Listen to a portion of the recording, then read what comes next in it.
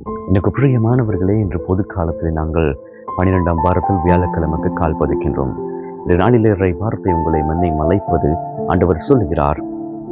ஆண்டவரே ஆண்டவரே என்று சொல்லி, இறைவனே இறைவனே என்று சொல்லிக் கொண்டிருக்கின்ற இவர்களை நான் நான் அறியவில்லை, நான் அவர்களை பார்த்ததில்லை என்று சொல்லுகிறார்.